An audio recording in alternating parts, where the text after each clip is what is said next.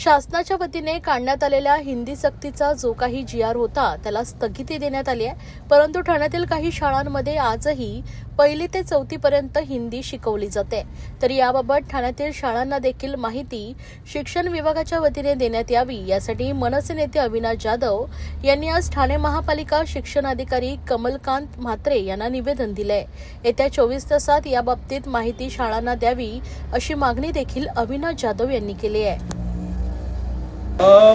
मागच्या काही दिवसापासून महाराष्ट्र नवनिर्माण सेना हे संपूर्ण महाराष्ट्रात जी हिंदी 1ली ते 4थीचा हिंदीचा विषय आहे त्याच्यामध्ये काम करते आणि त्याच्यानंतर महाराष्ट्राच्या मुख्यमंत्र्यांनी एक जी.आर. काढला आणि ते जी.आर.नुसार स्थगिती देण्यात आली।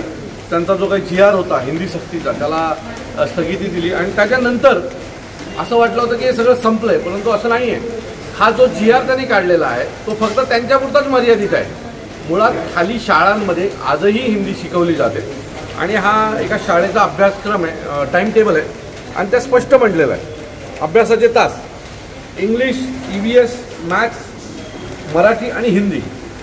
माझं मत आहे जर तुमच्याकडनं असा जी.आर. निघालेला आहे, महाराष्ट्राचे मुख्यमंत्री म्हणतात की हिंदी सक्ती नाही आहे, तर मग हा सक्तीचा विषय अभ्यासक्रमात कसा आला?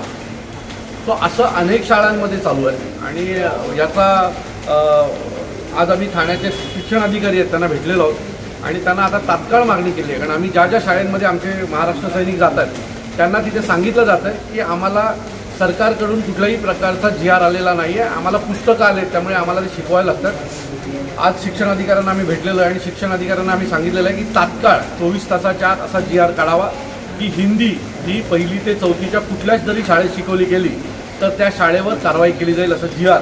त्यांनी आम्हाला शब्द दिलेला आहे की पुढच्या 24 तासात काढला जाईल आणि तसं जर नाही निघाला तर महाराष्ट्र नवनिर्माण सेना या शाळा चालू देणार नाही, एवढं नक्की।